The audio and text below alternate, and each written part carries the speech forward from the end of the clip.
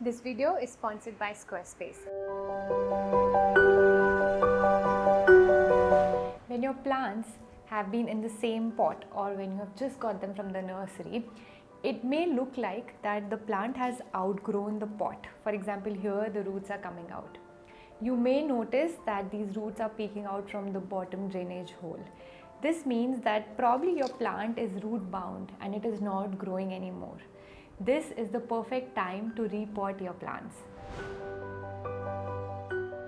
Just when you've decided to repot your plant, stop watering it for a few days.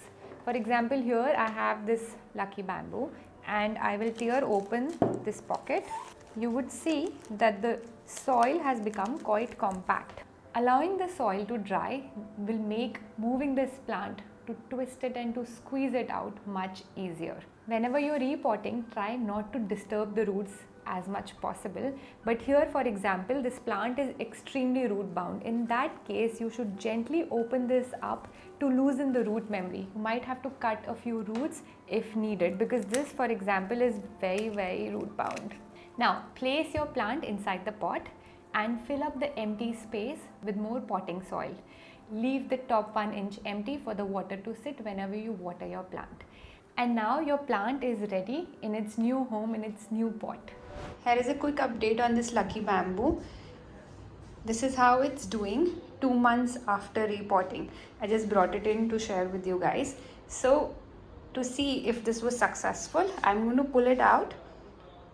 Although I do not recommend you to do this, because if your plant looks healthy, notice how the leaves are doing well on the top. So I know for a fact, by the way, that it's doing well, but just for the purpose of this video and for you to understand better, notice how the roots have established themselves in the new soil. Also, I added some compost on the top, so you would see the color difference. Now, one key thing also for the success I feel is the correct size of the pot. So I did not move from 2 to 3 inches, which was the original size, to 10 inches. Notice this is about 4 inches only. So this gradual increase of the pot size also helps for the plant to better establish in a new pot. Otherwise, it might also become a reason for your plant to die. Whenever you're repotting a plant, it experiences shock. Because of a sudden change in the environment, earlier life probably was much easier, but now in this pot it might struggle for some time. And it may so happen that the plant looks unhealthy.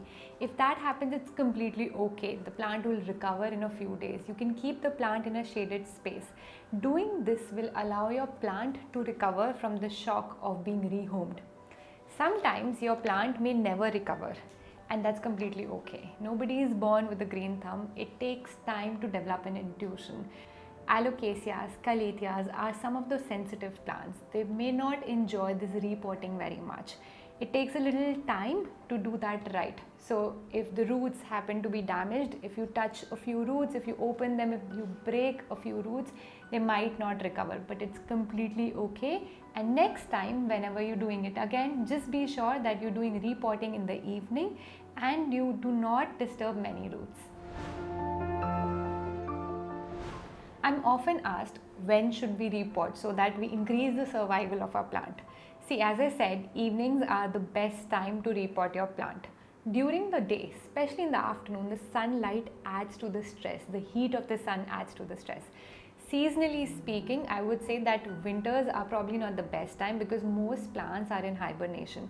In summers, it's probably too hot, especially if you stay in a place, for example, in North India, it might be too hot. Ideally, monsoons or spring is the right time to repot your plants.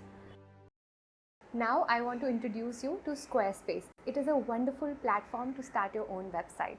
It allows you to connect with your audience or your followers very easily. In fact, you can also generate revenue through gated members only content. Squarespace helps you to create a community on your website because people can like, comment and even reply.